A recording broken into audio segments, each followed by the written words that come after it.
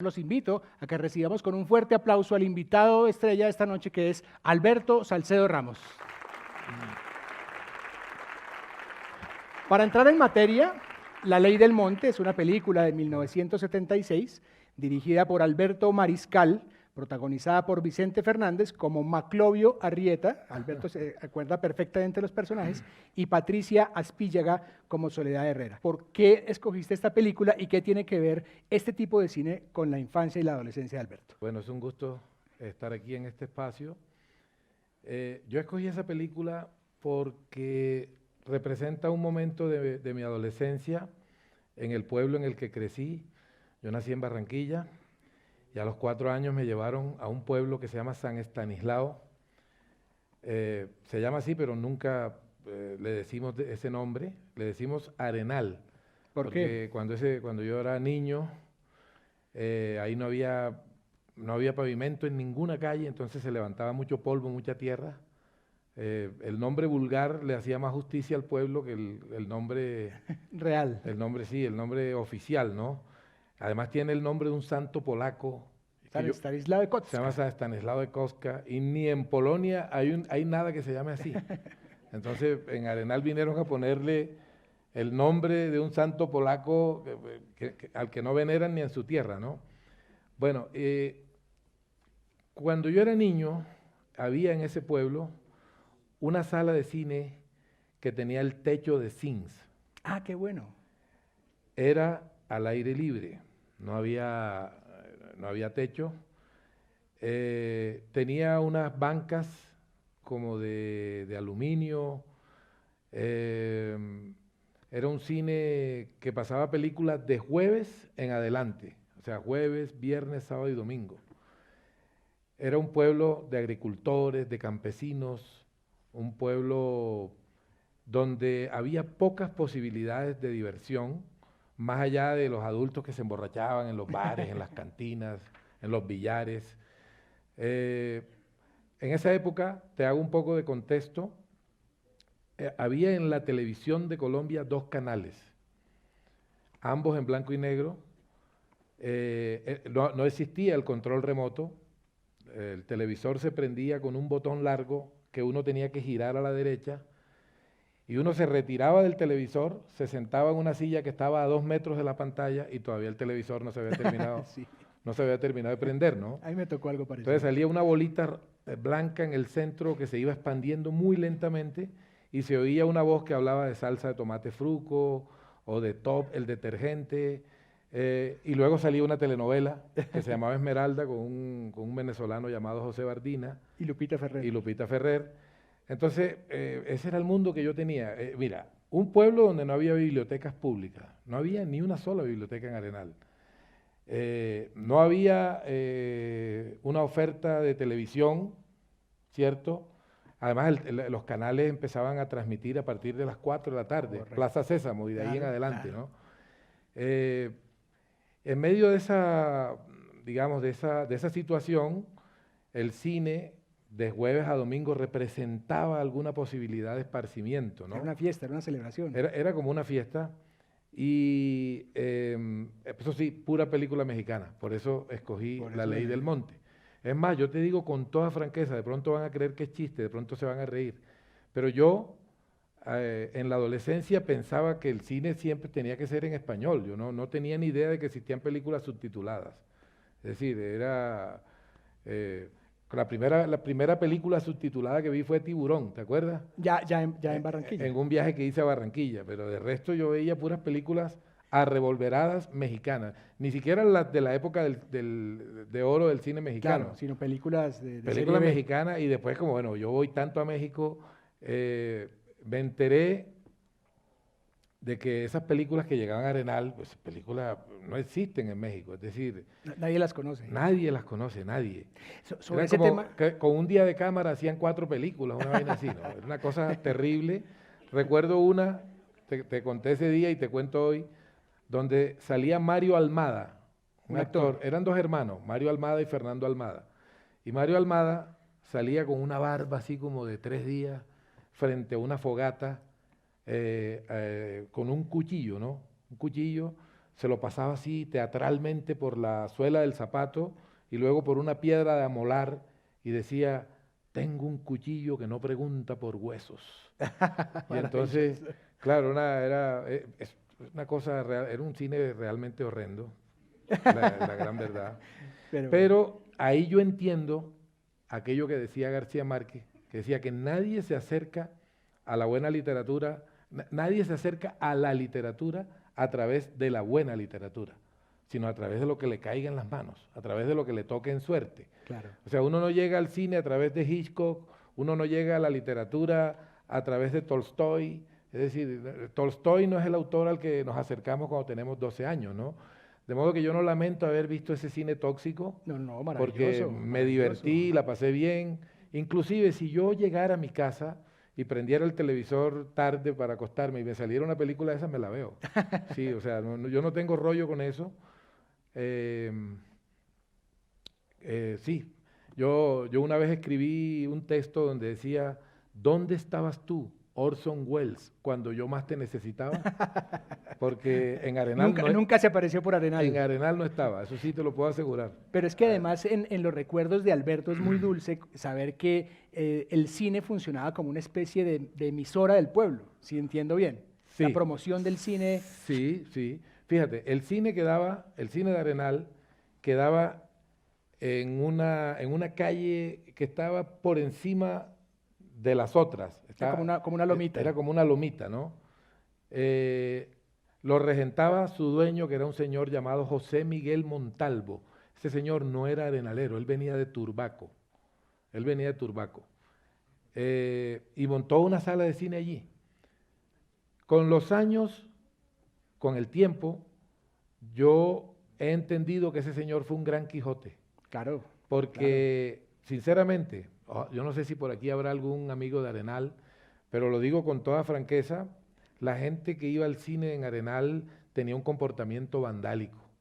¿Por qué? A veces el rollo se reventaba, el rollo de la película se reventaba y empezaban a tirar unas piedras que se reventaban contra la pantalla, contra el telón, una indolencia, una cosa terrible, como una... En realidad, yo a veces idealizo un poco, ¿no? Cuando uno se va haciendo mayor... Claro, los recuerdos se vuelven más dulces. Los recuerdos se van dulcificando, pero yo vi mucho vandalismo en esa sala de cine y el señor era absolutamente paciente. Bueno, el señor tenía en la parte de arriba del cine, tenía una bocina, un megáfono inmenso, ¿no? Y ese megáfono él lo giraba, a veces lo giraba a la izquierda y hacía el anuncio de la película, y entonces los que vivían para ese lado oían. Claro. A veces lo giraba hacia allá. Y como a las 3 de la tarde decía, se le avisa a la población de Arenal que hoy está agregando una perla más al collar de su existencia, la distinguida señorita tan. ¿Un cumpleaños? Era un cumpleaños. O anunciaban un matrimonio, el tipo, y esa cosa la hacía gratis, ¿no? Qué maravilla. Eso lo hacía gratis. Entonces, claro, el cine era como una...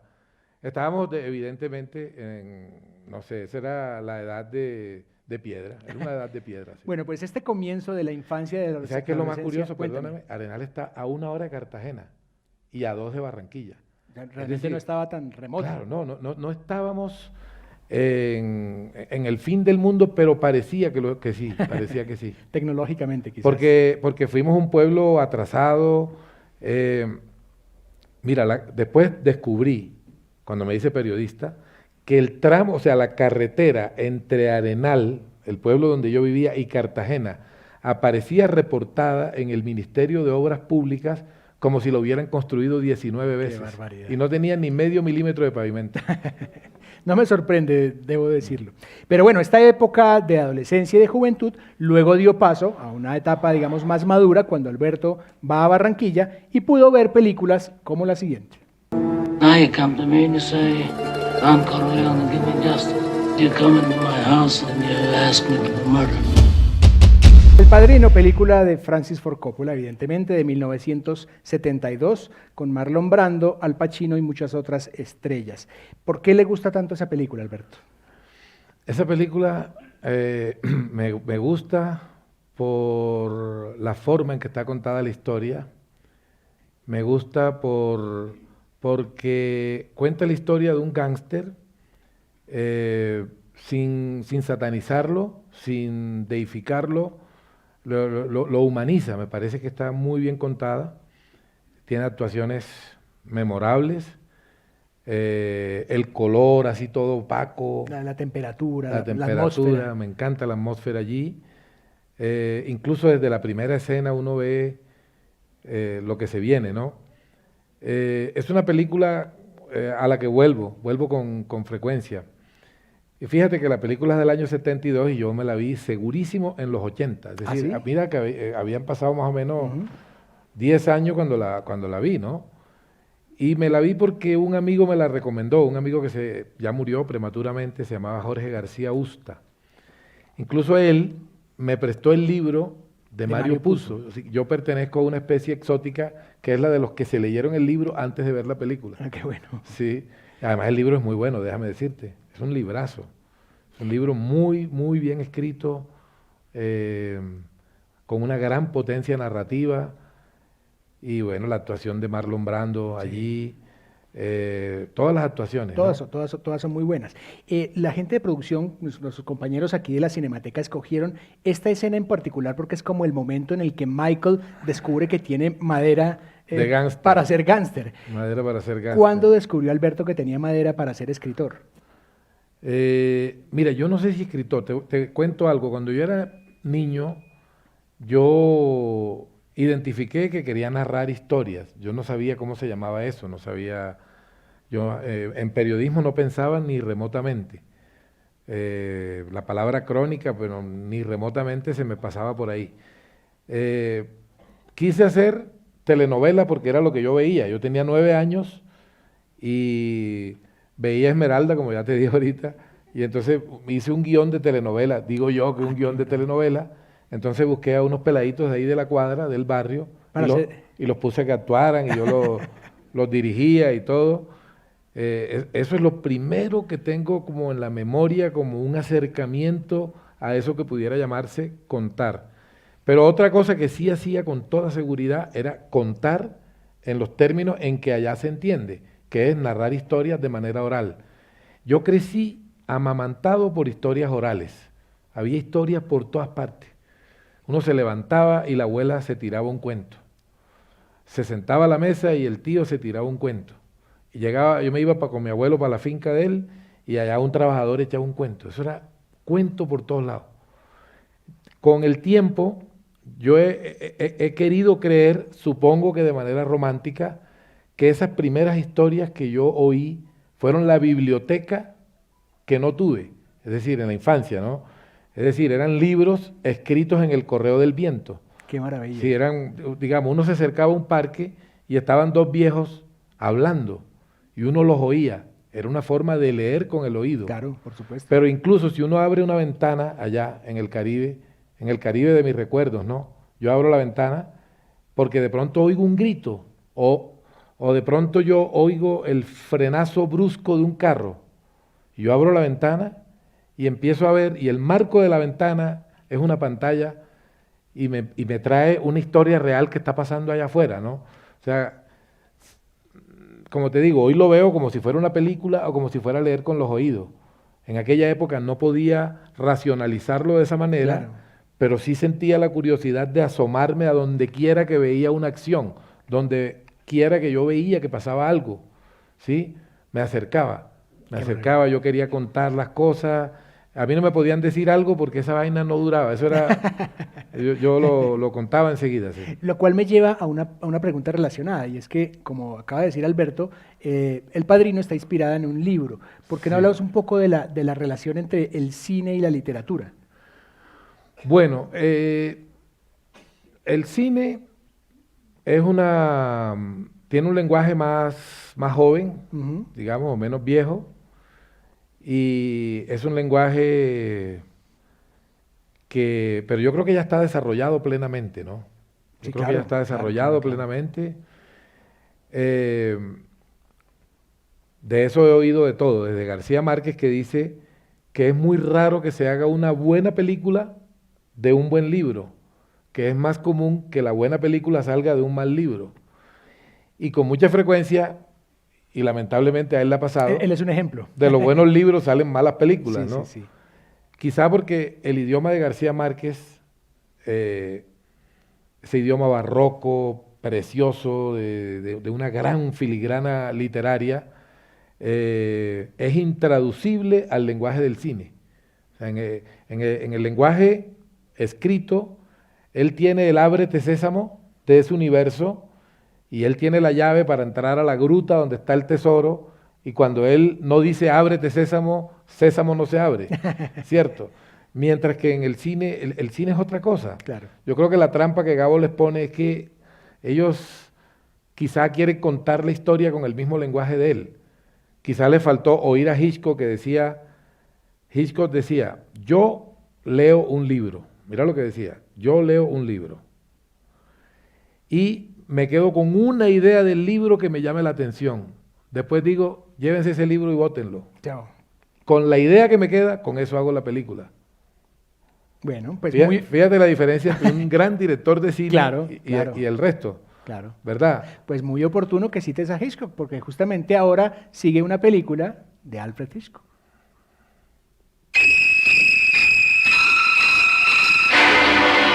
Here we have a quiet little motel.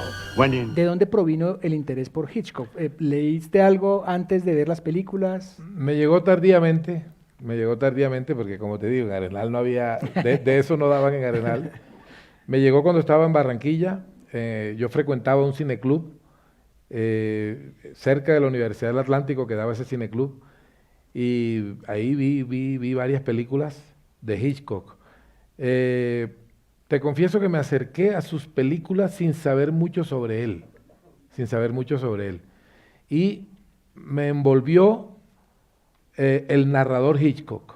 Me parece que era un pedazo de narrador, era un narrador que se notaba que conocía a fondo el secreto de narrar en el cine. Luego me volví fan de él, de la serie de televisión. Sí, maravilloso. La serie de televisión, uno se ponía a ver cada capítulo y uno solamente tenía una certeza: yo no fui el asesino. Del resto de los que estaban allá pudo haber sido, cualquiera pudo haber sido. ¿Sí? Cuando leí el libro, la famosa entrevista que le hizo François Truffaut a Hitchcock, no solamente entendí a Hitchcock, sino que yo sentí que había aprendido muchas cosas que me iban a servir a mí, al narrador que yo soy, en lo que yo hago, ¿no?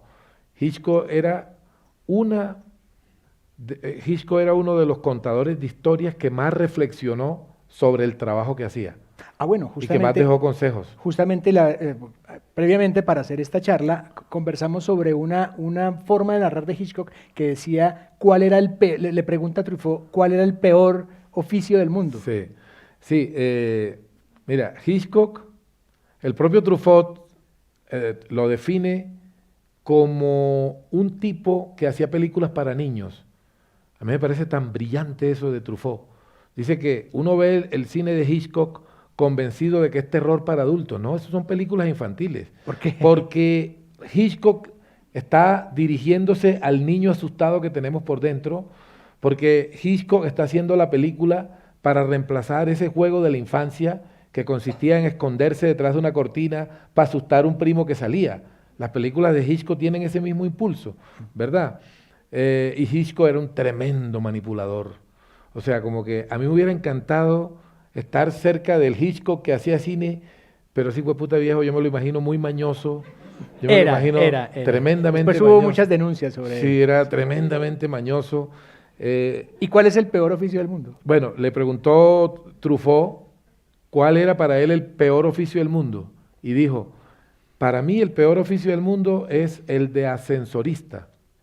Y le dice Truffaut, no entiendo. A esta hora en que usted y yo estamos aquí conversando, hay gente arriesgando la vida en los rascacielos altos, gente metiéndose en una alcantarilla para remover las inmundicias humanas, gente sirviéndole de escolta a alguien, ¿cierto?, poniendo en riesgo su propia vida, y usted me va a decir que el peor oficio es el de ascensorista. Y Hitchcock le respondió, es que un ascensorista está condenado a pasarse la vida oyendo cuentos incompletos. Ah, claro. A mí eso me parece tan maravilloso. Cuando ya van a terminar se bajan. Claro, porque el tipo va ahí en el ascensor y están echando un cuento y preciso cuando viene el momento se baja el que está echando el cuento y el tipo se jodió. Entonces, a mí eso me parece tan bello porque es como una declaración de principios. O sea, yo soy, es lo que está implícito en la frase de Hitchcock. O sea, yo amo tanto mi trabajo de contar historias que cualquier cosa que atente contra eso va a ser una calamidad. Y entonces yo también, yo chicaneo diciendo la misma frase, obviamente citando a Hitchcock.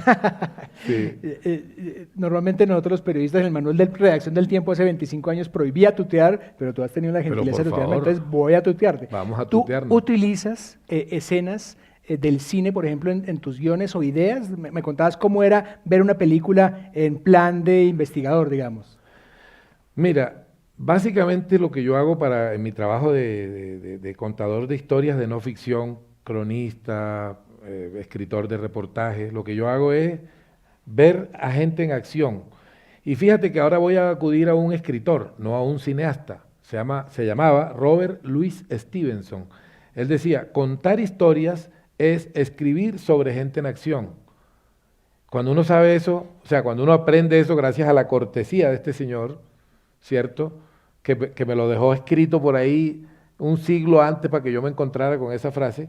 Cuando uno aprende eso, uno dice, bueno, yo no voy a llegar donde, por decir algo, el Pío Valderrama. El Pío Valderrama. No voy a llegar donde el Pío Valderrama a hacerle una entrevista aburrida, que me diga cosas, yo lo quiero ver, yo quiero estar con el pibe en pescadito para ver cómo almuerza, cómo come, cómo camina cuando está entre sus amigos. A mí me gusta ver a la gente en su hábitat, convivir con esa gente lo máximo que se pueda y luego sí salir a echarle el cuento. Y a propósito del pibe, te puedo contar una mini historia Dale, por favor. para ver cómo aplico lo que predico. Hace poco estuve en Cali con él, en una entrevista que se hizo en una fundación allá en el Valle del Cauca. Nos llevaron a los dos para que yo le hiciera una entrevista así en público, como la que tú me estás haciendo a mí. Nos sentamos a almorzar. Siempre me ha intrigado que la esposa del pibe sea tan parecida a él. Yo dije, en las monarquías antiguas sucedía eso. Sí, yo decía, este marica no buscó la esposa en el barrio, sino en el espejo. Yo creo que, o sea, se miró al espejo, sacó la imagen que tenía y se casó con Se ese quiere man. mucho. Sí, se quiere mucho, ¿no? Entonces, la diferencia entre la mucha gente que piensa eso y yo es que yo tengo la suficiente entereza para ser consecuente con mi imprudencia y preguntar esa vaina. ¿Y qué te dijo? Entonces nos sentamos a comer y yo digo, oiga, pero ¿cómo es esa vaina de que ustedes parecen como gemelos, con el mismo pelo? Yo no entiendo esa... O sea, yo necesito una explicación. Entonces fue ella la que me dio la explicación. Y mira esta historia que me contó. Ellos se llevan 15 años. Él le lleva 15 años a ella. Cuando ella tenía 8 años, ya él era un futbolista importante. Ya él era un futbolista importante. Y ella, repito, ella era una niña de 8 años. Sus hermanos mayores le decían la pibe, porque ya ella tenía el cabello rubio, como el del pibe, ensortijado, y entonces los hermanos le decían la pibe. A ella le daba rabia y les apagaba el televisor para que no vieran el partido del Pío Valderrama. ¿Ya? En Santa Marta utilizan una expresión peyorativa para los rubios que no lo son de cuna, sino que se ponen rubios de tanto exponerse al sol. Le dicen, no, ese es un mono playero. O sea, mono playero es alguien que el pelo se le ha puesto rubio de tanto chupar sol. Entonces yo le dije al pibe, pero pibe, tú eres un mono playero. Y me dijo, positivo. Lo que pasa es que me tomé confianza cuando vi que la vaina se puso así, que me salió el pelo y que me tomaban más fotos por eso. Yo dije, esto está buenísimo. Y seguí con la cosa. Se conocieron ella y el pibe en el año 92. El pibe nació en el 61, o sea, se conocieron cuando él tenía 31 y ella 15 años menos. 16. Se conocieron en un baile y entonces ella pasó de de verlo en televisión y de que ¿Cómo te explicas que a una niña de 8 años le digan la pibe? Se empute viendo el televisor y termine casada con ese man. ¿En venganza? O sea, entonces, eso me reafirma en algo que yo he creído. Te lo juro que no es una butade, no es, yo creo en eso profundamente. Yo creo que el cine no está solo en el cine. El cine también es lo que pasa en la calle cuando uno es preguntón y se acerca. Cuando uno se acerca, una casa de pronto se vuelve una película. Claro. Algo está pasando en la casa que le llama a uno la atención y uno se queda lo suficiente y encuentra tremenda historia. Es lo que yo he hecho, ¿no? Qué bueno, pues esa historia realmente debería ser un guión, pero para hablar de guiones famosos, podemos ver la siguiente película que tiene uno de los guiones más famosos de la historia. 1980, Miami. They called it Little Havana. ¿Por qué es tan especial esta película para Alberto? Esa película yo la vi a los 21 años, o sea, en el 84, y me gustó porque yo soy fan de las películas de mafia bien hechas. Las películas de mafia me encantan, ¿sí? Esta tiene una actuación notable de Al Pacino, un Al Pacino que ya había hecho del heredero de Don Vito Corleone en la película El Padrino, y en esta hace de un mafioso pero de origen cubano. Sí. Y me parece que lo caracterizó muy bien. Era la época en que estaba esa guerra entre cubanos y colombianos En Miami. en Miami. Y aquí, por ejemplo, en la Bonanza Marimbera, que es un tema que yo ando trabajando, o sea, ando escribiendo un libro sobre eso, he encontrado mucha información sobre esa historia, ¿no? Sobre los cubanos que venían a La Guajira. Se habla mucho de los gringos que venían a La Guajira, pero Sí. no tanto de los cubanos, ¿no? Y bueno, esa película me gusta, me parece muy buena el ritmo que tiene, me parece que no es estridente, tiene mucha sangre, Sí, claro. pero bueno, después... Era inevitable. Bueno, yo a veces me pregunto quién ha vertido más sangre en el cine, si Tarantino o Scorsese, pero creo que este tampoco era manco, ¿no? No, para nada, para nada, para nada. En esta película, además, la familia juega un papel importante. Veíamos aquí a la pareja de hermanos. Hay una relación que hay como incestuosa, ¿no? Como rara, como sí, extraña. sí. ¿Cómo está compuesta la familia de Alberto? Bueno, mi familia es una familia... Yo crecí, mis padres se separaron cuando yo tenía 4 años. Vivíamos aquí en Bogotá. A los 2 años, yo nací en Barranquilla. A los 2 años viví aquí en Bogotá. Acá se separaron mis padres. Entonces, mi mamá se quedó aquí con nosotros. Éramos 2, una hermana menor que yo. Y mi abuelo, el papá de ella, dijo, mándame los niños para acá para que se pasen unas vacaciones. A San Estanislao de O sea, Costa. a San Estanislao de Costa. Llegué con 4 años y salí con 17. Hombre, o sea, ¿cuántos años? Las vacaciones que eran unas vacaciones de 13 años, ¿no? Allá estudié la primaria y el bachillerato. Y crecí como si fuéramos, mi hermana y yo crecimos como si fuéramos los hijos 11 y 12 de mis abuelos, que tenían 10 hijos, ¿sí? Entonces, mi mamá vivía en Barranquilla, donde trabajaba, y los sábados llegaba y así crecí yo en ese pueblo. Pregunto por la familia Alberto, porque ese es el título de la siguiente película, una película maravillosa que vamos a ver a continuación.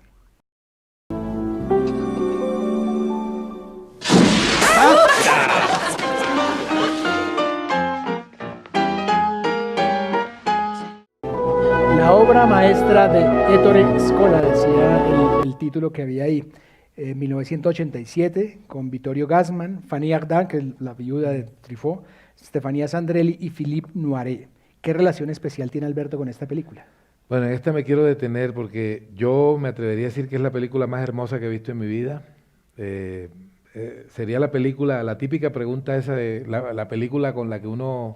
A una isla desierta. Que uno se llevaría a una isla desierta y... si me ponen a escoger 5 me la ponen fácil, pero si me ponen a escoger una yo escojo esta. ¿Por qué? Mira, es una película supremamente hermosa. Es una película de una intensidad emocional impresionante. Es una película en la que hay una enorme sabiduría técnica del narrador, de Ettore Scola, y es una película en la que uno siente que uno se está envejeciendo. Mira, la película empieza Con la foto familiar. con una foto familiar y el niño que está en brazos, que es el narrador de la película, está celebrando el cumpleaños de su abuelo. Y la película termina 80 años después, cuando el niño que está en brazos ya no es el niño que está en brazos, sino el abuelo mismo.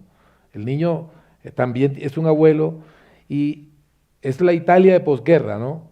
Entonces, en esa casa, una casa italiana de esa época, hay mucha gente. Numerosa, sí. Hay mucha gente. Y me hace acordar a mi propia familia, los abuelos de los que te dije ahorita. Tenía 10 primos. Mi abuelo se tenía confianza para engendrar hijos, ¿viste? Entonces, Pues no había muchas más ocupaciones en no había más Arenal. ocupaciones. Y mi abuela le colaboró también, hay que decirlo. Bueno, el caso es que la cámara nunca sale de la casa. Ah, es cierto. ¿Cómo cuentas 80 años de vida de una familia sin que la cámara salga de la casa y no resultar aburrido? O sea, la gente se va, algunos se van, vuelven años después. Siempre hay alguien en la casa, siempre hay alguien que se queda. Y la película va fluyendo con los que se quedan. Y entonces uno siente viendo esa película que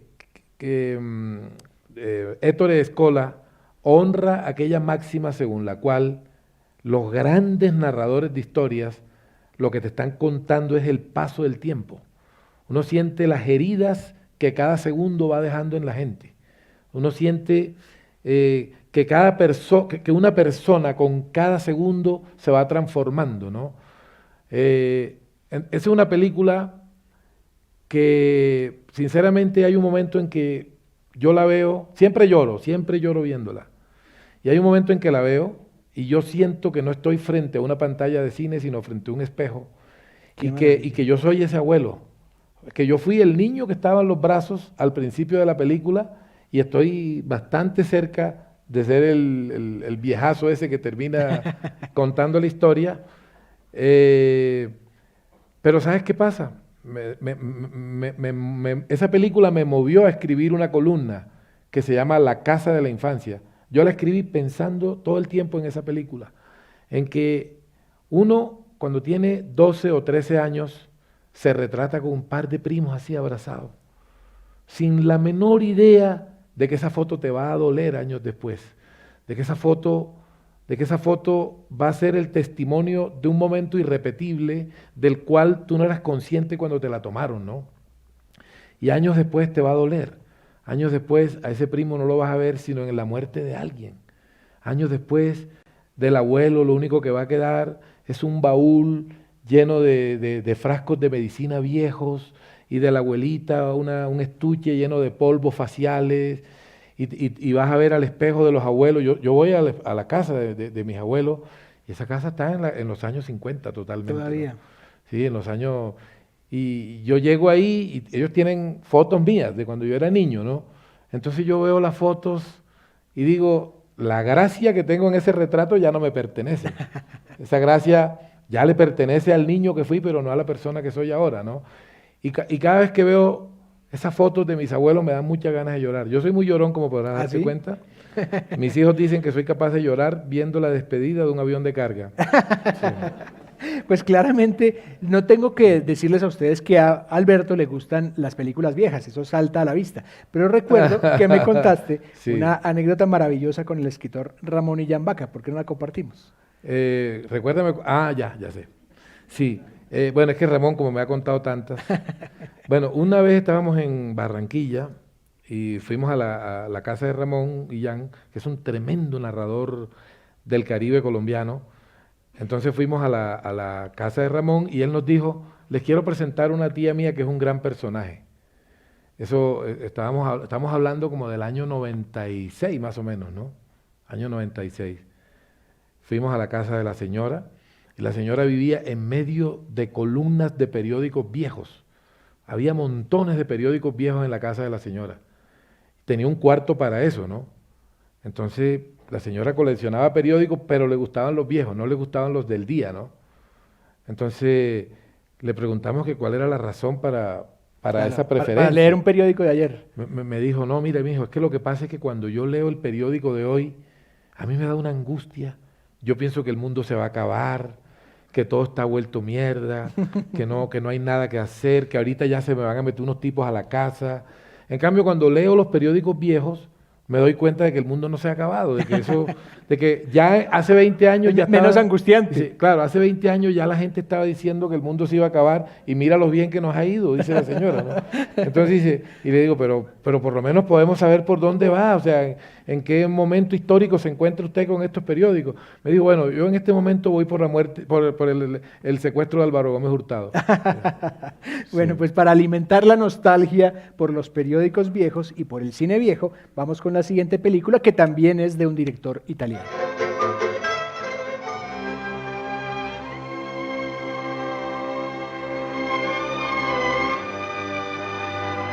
El ladrón de bicicletas, un clásico de Vittorio De Sica de 1948, con Lamberto Maggioriani como Antonio, que en este caso es el señor de la bicicleta, y su hijo Enzo Staiola Bruno. Es inevitable remontarse al neorrealismo italiano, Alberto. Esa película también la vi tardíamente. Ahí van sacando las conclusiones. La película primero la hicieron en el 48, faltaba mucho para que yo naciera, y además cuando nací faltaba mucho para encontrarme con esa película. Ahora, no sé, en internet tú puedes encontrar películas que difícilmente estarían en una tienda de videos porque ya han salido como de catálogo, aunque este es un clásico, este de alguna manera es más fácil de encontrar. Y cuando la vi, me sentí maravillado. Me maravilló lo nueva que es la película. Vigente, completamente. Esa película vigente. es totalmente nueva. ¿Sí? Esa película, digamos, nos reafirma en la idea de que las grandes historias son atemporales. ¿Sí? Las grandes historias no se envejecen. Yo veo esa película y me tiene sin cuidado que la narrativa visual sea de otros tiempos o que lo que históricamente se recrea allí no esté vigente, porque digamos que lo que cuenta allí es el drama interior, la angustia de ese hombre que necesita un trabajo, ¿cierto?, donde le piden una bicicleta pero se la roban pues, Sí. antes de empezar a trabajar, ¿no? Y todo lo que eso desencadena. Claro. Pero me gusta mucho la limpieza visual de la película, me gusta mucho esa narrativa visual tan clásica, ¿no? Absolutamente. Sí, porque yo no sé, yo me acuerdo que en los 90 en la televisión se puso de moda mover la cámara de una manera rocambolesca, ¿no? Sí, sí, sí. Movían la cámara para todos, iban a mostrar una botella de agua, entonces ponían la cámara por allá y la venían moviendo, parecía que la persona le estuvieran poniendo choques eléctricos, ¿no? Y esa vaina, yo digo, la modernidad no está en eso, o sea, la modernidad no está en lo efímero, en lo episódico, en lo circunstancial, ¿no? La modernidad está en mantener una vigencia a través de la conexión emocional que establece con el público, ¿no? Claro. Y en esa película tú la empiezas a ver y automáticamente quedas atrapado y ya no te puedes Sí, salir de por ahí, supuesto. sino cuando se acaba la película. Además, siendo una película de ficción, podría ser una crónica tuya perfectamente actual, lo cual me lleva a otra pregunta, y es, siendo un cronista tan reputado, ¿no te ha movido también a escribir ficción de vez en cuando? Me da miedo, ¿sabes? ¿Por Porque qué? no sé si me funcione, no sé si... Y quizás lo que pasa es que me entrené para ver la realidad y he encontrado en la realidad cosas mágicas. Yo digo, bueno, si la magia ya está en la realidad, yo no sé si yo sea capaz de inventarme las cosas maravillosas que la vida me da cuando yo me pongo a leerla, cuando me pongo a oír a la gente, ¿no? Entonces me da un poco de miedo, pero si la vida me alcanzara para de pronto terminar unos proyectos de no ficción que tengo ahí en línea, de pronto nos... probaría, ¿no? Pero quizás sea una mentira que me digo para... Sí, mira, ayer murió Rodrigo Obregón. Conocí a Rodrigo Obregón, el actor, en los 3 últimos meses de su vida. Lo conocí hace 3 meses. porque fue alumno de un taller que hice, unos talleres que yo hago en la librería Prólogo. Entonces ahí lo conocí. Y me dijo, vine a tomar tu taller porque quiero contar la historia de amor de mis padres. Y quiero que me des un impulso, quiero que me convenzas de que vale la pena contar la historia de amor de mis padres. No soy escritor, yo voy a escribir lo que me salga a ver qué pasa. Yo le dije, bueno, listo. Y ahí estuvo y me contaba cosas. Yo veía que cuando me las contaba lloraba. Ah, qué maravilla. Yo le decía, pero mira, si tú me cuentas oralmente algo de tu padre y tu madre y lloras, yo creo que vale la pena que la cuentes, ¿no? Claro. Y entonces, hace como una semana me escribió y me mandó el primer capítulo.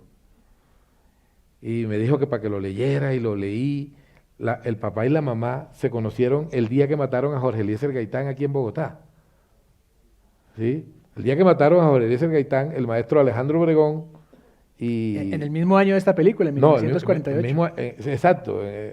Entonces, le escribí señalándole algunas cosas que él me pidió y ayer se murió. Entonces eso también lo reafirma uno como en la idea de que las cosas hay que hacerlas porque uno no sabe cuánto dura la película. Sí. A veces la realidad supera la ficción, pero la siguiente película, ojalá que fuera ficción, pero lamentablemente fue una historia verídica y terrible. I am sick and tired of going to the funerals of black men who have been murdered by white men. Because they bow to a Roman dictator.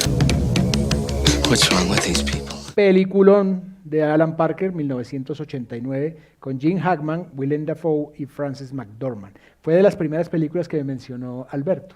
¿Por qué? Esa película me gusta muchísimo. Es de las películas que tratan el tema racial, del tema de las luchas raciales, de las que más me gusta. La película cuenta la historia de unos asesinatos que cometió el Ku Klux Klan, ¿cierto?, en Mississippi, que han inspirado desde canciones de Nina Simone hasta documentales, pasando por libros, películas. Y esta película tiene una actuación memorable de Gene Hackman, ¿cierto?, que hace el papel de un policía rudo, un policía sin ningún escrúpulo, que gracias a esa beligerancia logra descubrir qué fue lo que pasó. ¿Sí? Podríamos decir que era un paraco a la gringa, ¿no? El tipo. Sí, el tipo era un paraco, porque el tipo llegó súper violento, con malos modos a esclarecer el crimen, ¿no? Y el otro, que es William Dafoe, él era como el policía que como quería el policía bueno. Me gusta mucho la fotografía, me gusta la ambientación que tiene, me gusta mucho el relato, me gusta la crudeza que hay en esa película. Creo que, tú sabes que fue tomada de un caso real, y me gusta lo que uno aprende de la historia de ese momento viendo la película, ¿no? Hay un momento en que van a la casa de un policía, de los policías que participaban, de los policías que le colaboraban al Ku Klux Klan. Y el policía está viendo un partido de béisbol. La película la película recrea un suceso del año 64, 1964. Entonces, cuando llegan estos policías que están investigando lo que pasa en Mississippi, uno de los policías implicados está en su casa comiendo frente al televisor, viendo un partido de béisbol. Entonces, uno de los dos policías le dice, ¿cómo va el partido? Y él dice, van ganando los Cardenales de San Luis. Entonces el policía le dice, ¿le gusta mucho el béisbol? Y responde el tipo, sí, es el lugar más democrático que hay sobre la faz de la tierra, es un campo de béisbol. ¿Por qué? Porque es el único en el que un negro se puede dar el lujo de plantarse frente a un blanco mostrándole un palo. Sí, claro. Sí, absolutamente. Y esa, después averigüé que era una frase que se decía mucho muy común en esa época en Estados Unidos. Una película formidable, de verdad. Es una película hermosa, pero es un tanto difícil de digerir, y por eso vamos a hacer una pausa gastronómica que viene de Taiwán. In this family, if you can't cope, you can always cook. Comer, beber, amar, aunque el título en taiwanés es Comer, beber, hombre, mujer. Hermosa película de Ang Lee de 1994, que estuvo nominada al Oscar, por cierto, como mejor película extranjera. Yo veía que Alberto pasaba saliva mirando esa maravilla y adivino que Alberto es un comelón porque además hemos leído tus columnas en Limonada de Coco. ¿Así era, Alberto? ¿Así es? Esa película es lujuriosa, o sea, la lujuria de la gastronomía, ¿no? Una película que es sobre la relación que se establece con la comida, pero también sobre la forma en que la comida permite establecer otras relaciones. Este es un hombre que se quedó viudo con 3 hijas, y las hijas están en ese momento de ebullición en que el cuerpo ya empieza a pedir diversiones mundanas y adultas. Otro tipo de lujurias. Exacto, y el tipo es un viejito amoroso, pero de pocas palabras, que intenta realmente ser un gran padre, y lo es un padre bonito, un padre lindo, ¿no? Pero las hijas, ahí todo el mundo anda en su universo personal, ¿no? Y se ven cuando llegan a la casa, y el viejo cocina como si tuviera 18,000 hijas, y tiene 3. O sea, hace unos banquetes impresionantes. Él ha perdido el sentido del gusto. O sea, las comidas no le saben a nada.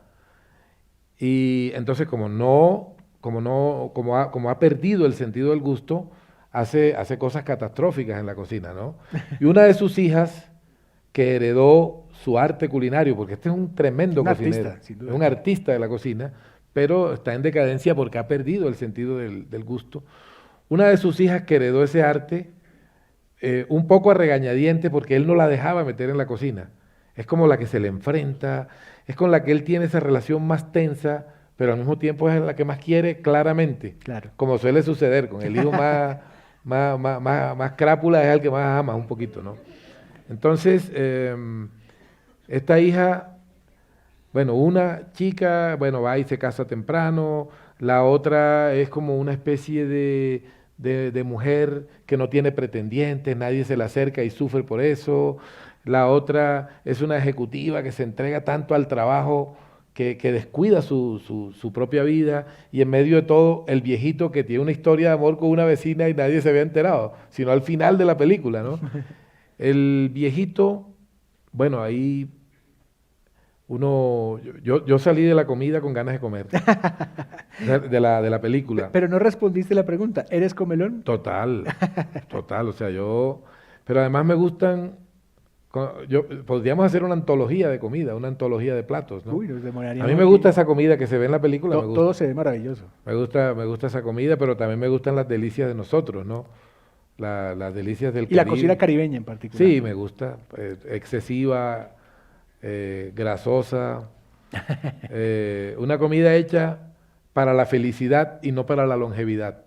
O sea, no es una comida para que cuando la abuela te da la comida, no te está diciendo, mijo, te doy esto para que llegues a 90 años. No, ella sabe que no vas a llegar a 90 años comiéndote esas 17 arepas de huevo, pero te las da para que sepas cuánto Para te que quiere. seas feliz. Para que seas feliz. Bueno, y si la comida es una pasión de Alberto, la siguiente película refleja otra pasión de Alberto Salcedo Ramos.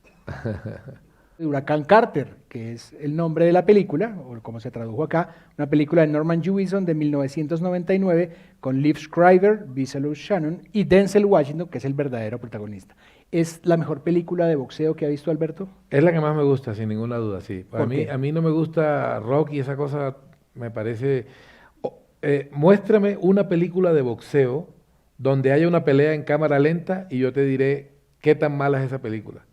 O sea, las películas de boxeo que tienen peleas en cámara lenta me parecen un petardo, no me gustan. Porque la vida no transcurre con ese ritmo. Claro. O sea, si yo voy a ver una pelea de Mike Tyson con Ali, yo no la quiero en cámara lenta, yo quiero el ritmo normal, ¿no?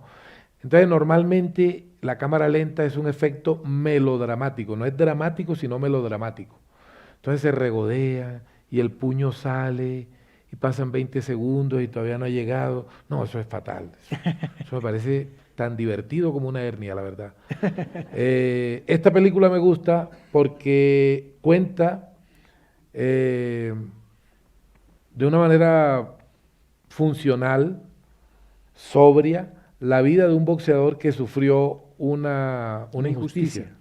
Un boxeador que fue condenado, era negro, se llamaba Huracán Carter, fue condenado a cadena perpetua. Y entonces ahí muestran en la película cómo él en la infancia ya había sido perseguido por ese mismo policía que luego cuando fue adulto lo condenó por un crimen que él no cometió, ¿no? Y además ese policía tenía vínculos pederastas, ¿no? Me gusta la película porque cuenta bien la historia de un boxeador.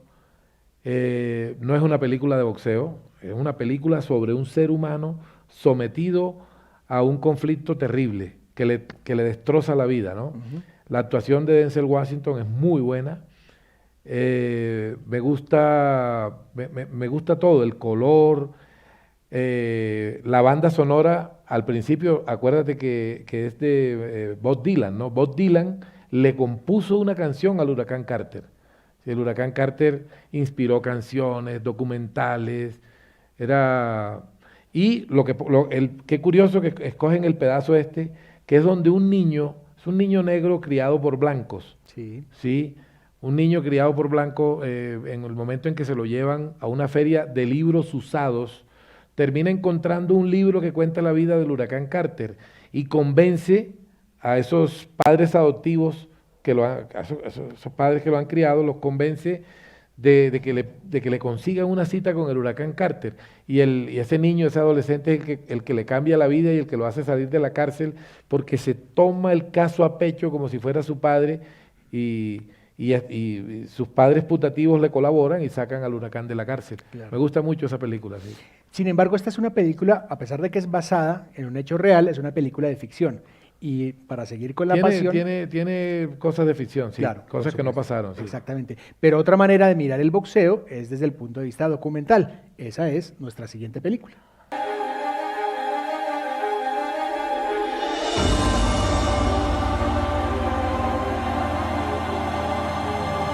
Racing Ali es el documental de Pete McCormack que entrevista a quienes pelearon contra Muhammad Ali. ¿Por qué escogió un documental? Si la otra película me gustó, que te dije que es la mejor película que yo he visto, me refería a lo argumental. Esta viene a ser su par en documental. Este es un documental impresionantemente bueno, ¿no?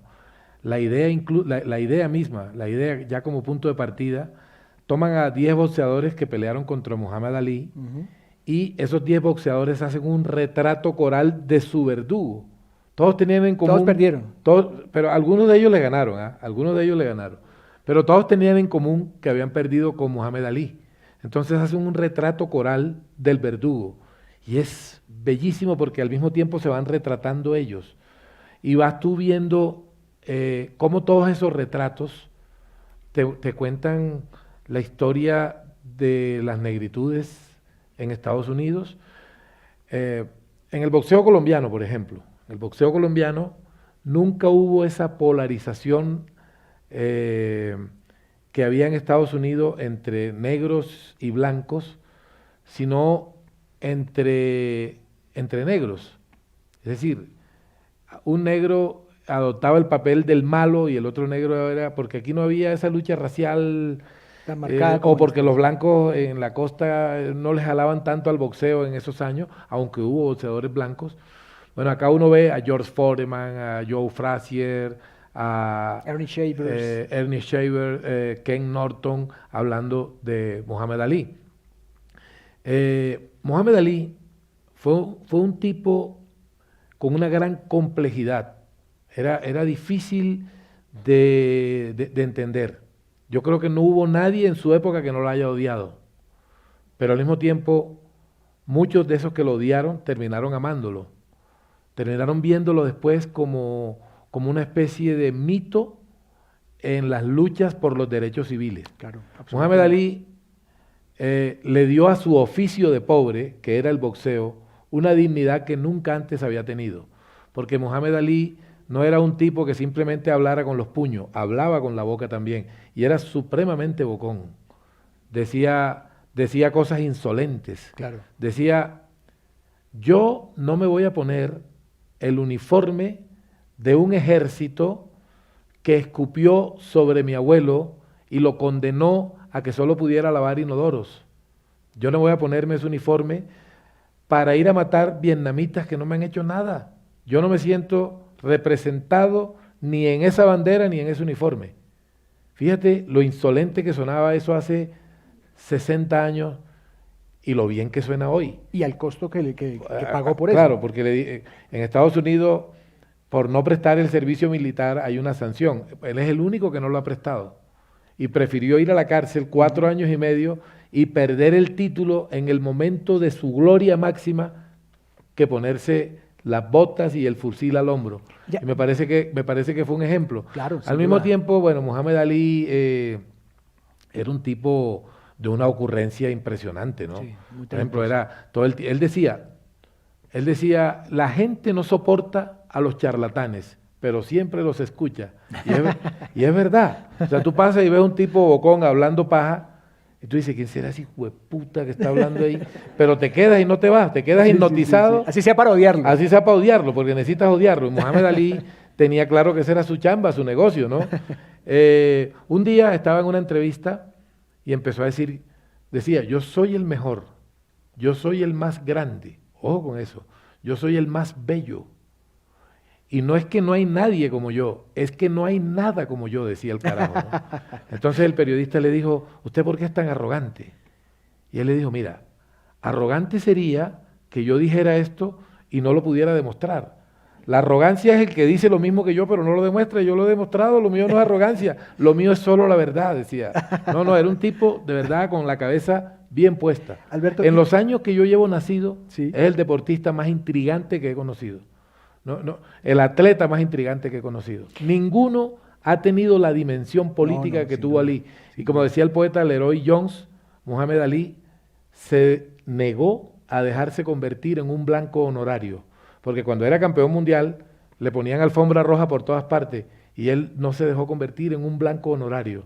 Tuvo un sentido de las luchas civiles que de verdad admirable. Es admirable, sí. ¿Y fue precursor? ¿Se puede trazar algún parangón entre Mohamed Ali y Kit Pambelé, que es el protagonista de un libro maravilloso que tú escribiste? No mucho. Hay una foto de ellos, ¿no? Donde Pambelé le queda por aquí. Además. Sí. Representan cosas distintas, ¿no? Pambelé era la bonomía, la humildad. Pambelé jamás hubiera hablado así de sus rivales. En ese documental, ahorita vuelvo al tema de Pambelé, en ese documental hablan los rivales y hablan de por qué odiaron a Ali, porque Ali era muy sobrador con ellos. Claro. Y ellos lo veían como un negro que escupe a otros negros. Un negro, le dijo tío Tom a Joe Frazier, le dijo tío Tom. George Foreman tuvo que intervenir para que Joe Frazier se acercara a Ali en los años finales de su vida. Pero hay una cosa tan bella que dice Floyd Patterson. Dice, yo odiaba a ese señor, o sea, Cassius Clay, que es su verdadero nombre, ¿no? Yo lo odiaba porque yo decía, este señor, ¿por qué tiene que ser tan creído, tan prepotente? ¿Y por qué tiene que hablar tan mal de nosotros? Pero un día fui a mi casa a almorzar y por casualidad me salió él en el televisor. Y lo vi diciendo, te voy a partir la boca. No sé con quién iba a pelear, pero ahí ya estaba diciendo que le iba a partir la boca a alguien. Te voy a partir la boca y me voy a hacer una alfombra con tu pellejo. Cuando te saque el pellejo voy a hacer una alfombra con ella. Y entonces me dediqué a mirarlo bien y descubrí que él no estaba diciendo eso ni contra el rival, ni contra mí, ni contra ninguno de nosotros. En realidad, él tenía miedo igual que nosotros. Y su forma de exorcizar los temores era envalentonándose, hablándose en segunda persona, hablándose a sí mismo para darse ánimo. Eso me parece tan bello. Eso es lo que me gusta a mí del boxeo. A mí lo que me gusta del boxeo no es tanto la coñacera, aunque también debo decirlo, sí. sino las historias que hay en el boxeo, las historias humanas.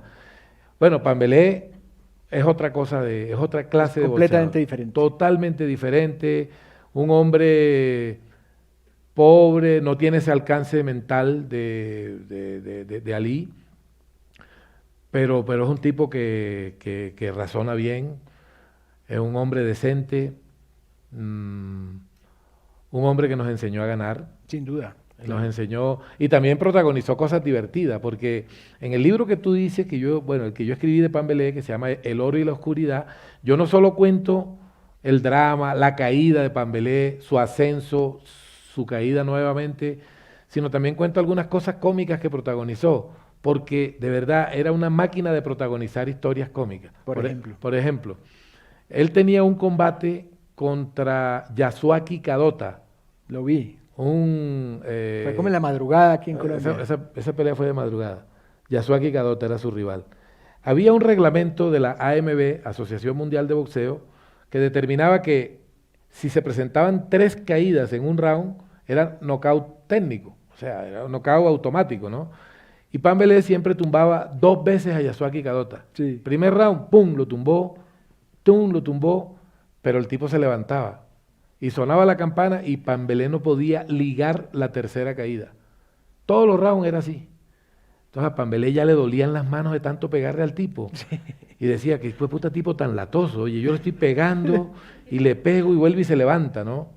Entonces la historia es que por ahí en el round 6º más o menos, Pambelé en serio se le hinchó la mano de tanto pegarle al tipo. Le dolía, claro. Pambelé le dijo a Tabaquito Sanz, su entrenador, le dijo, oye Tabaquito, ¿por qué no mira con disimulo para la esquina esa, para ver si es el mismo? Yo creo que me lo están cambiando. Entonces, o sea, era otro tipo de ocurrencia, ¿no? Sí. Era otro tipo de ocurrencia, Y hay una historia de Pambelé que me parece, mira, te lo juro que me parece, yo tengo dificultades para saber si la historia es cómica o tragicómica, porque yo siento que esa historia revela la ignorancia de Pambelé y su gran inocencia y su gran pureza. Cuando Pambelé se hizo campeón mundial, el presidente de Colombia era Misael Pastrana Borrero. Su hijo Andrés Pastrana, que entonces era un joven, hacía caminatas. Ya Andrés Pastrana tenía el gen político y usaba a Pambelé como imagen de esas caminatas. Sí. Pambelé era el campeón mundial, la figura de mostrar, el hombre que nos enseñó a ganar, todo el mundo quería retratarse con él, y Pastrana lo traía a las caminatas. Pero cuando Andrés Pastrana no era el hijo del presidente, sino el presidente, Pambelé ya era una figura de desastre, andaba por las calles en condiciones lamentables. Entonces ya no era bueno retratarse con él. Ya no resultaba sexy invitarlo a tomarse una foto con él. Un día, siendo presidente Andrés Pastrana, fue a Cartagena y a Pambelé le tiraron el dato de que Pastrana comía en el restaurante Nautilus, un restaurante marino, ¿no? Entonces Pambelé se puso en toda la entrada del restaurante, o sea, no había manera de que Pastrana lo evadiera, ¿no? Pastrana se baja con su séquito y ya está Pambelé ahí. Pastrana lo saluda distante con la mano, claro. Le dice, hola Antonio, mucho gusto. Y Pambelé le dijo, no, Antonio un carajo. Tú me llamabas a mí cuando estabas pelado por las caminatas, ahora soy Antonio. Tú me decías Pambelé. Antonio, venga y tal, lo llama, le pone la mano en el hombro, conversan amigablemente y Pastrana saca algo y se lo entrega a Pambelé. Eso, me cuentan los amigos que vieron eso, que ahí eso no duró ni 2 minutos, ¿no? Pambelé venía emocionado a donde lo estaban esperando sus amigotes, blandiendo un billete de 20,000 pesos. Un billete de 20,000. Contento, ¿no? Sí. Uno de los amigos le dice, che, y eso fue todo lo que te dio. Y entonces le dice Pambelé con aquella inocencia, no, hombre, lo que pasa es que Vale me dijo que está mamando porque todavía no le han pagado la quincena. Esa es la inocencia total. O completamente. Sea, que el Vale está mamando porque todavía no le han pagado la quincena. Digo, no. Bueno, pues con Pambelé aterrizamos en Colombia para ver una película colombiana. Este es Diógenes, detective privado. Su agencia recibe el encargo de vigilar a Margarita, estrella de cine XXX. La inolvidable película de Felipe Aljure en 1991 con Álvaro Rodríguez, que es el señor que está con Jennifer Stevens, y con Robinson Díaz. ¿Por qué en particular esta película y en general qué opinión tiene del cine colombiano? Bueno, yo te confieso que no he visto lo suficiente cine colombiano, ¿sabes? No por prejuicio ni nada, sino que, no sé, no ha fluido. Esa es una deuda que yo tengo, o sea, yo siento que tengo que ver más cine colombiano. Yo hace poco decía que la frase esa que está en el escudo de Colombia, libertad y orden, deberían quitarla y poner una que diga cédula ampliada al 150%. Al 150%. Porque somos un país de burocracia, o sea, en Colombia hay una fila para hacer la fila. Es decir, a veces tú vas a entrar a la sala VIP de Avianca, la que quedaba en el puente aéreo, no la de ahora ya en El Dorado, Sí. pero en el puente aéreo, cuando uno iba a entrar a la sala VIP de Avianca, había una filita donde te veían la cédula. Y 2 metros después estaba otra gente que también te pedía la cédula. Una cosa de una desconfianza, de un gusto por el papeleo impresionante. Me parece que la película se mofa de eso con bastante inteligencia, sí, claro. con bastante agudeza. Sí. Sí, claro. Alberto, si mañana se hiciera una película sobre tu vida, ¿cuál sería el título de esa película y cómo te gustaría ser recordado? Sinceramente, ahí eso no tengo respuesta para eso, porque me gustaría contarla yo mismo. Yo prefiero contarlo yo y que el que vaya a hacer la película se fije en lo que yo escribí y vea qué le sirve de eso. Pero que la saque de mi voz directamente, no me la imagino. Yo tengo un epitafio posible para cuando yo muera y sería, ahora sí pueden contarme todo lo que quieran. Sí, soy una tumba. O sea, claro, porque la verdad, por ahí, por ese lado puede salir algo, o puede salir algo por, no sé, cosas que he vivido en mis viajes, en la vida, caídas que me he pegado, que de pronto no las he contado yo, ¿verdad? Porque he estado más ocupado de hablar sobre los otros que de mí mismo. De hablar de ti mismo. Sí. ¿Y no te ha tentado escribir guiones, por ejemplo? Yo hice televisión muchos años y dentro de esa televisión documental hice varios guiones, ¿no? Bueno, yo hacía los guiones. En la serie de Pambelé que se hizo en televisión, Sí. por fortuna yo no participé. ¿Por qué Es por decir, fortuna? porque puedo lavarme las manos y decir, no, señor, yo no tengo nada que ver con eso.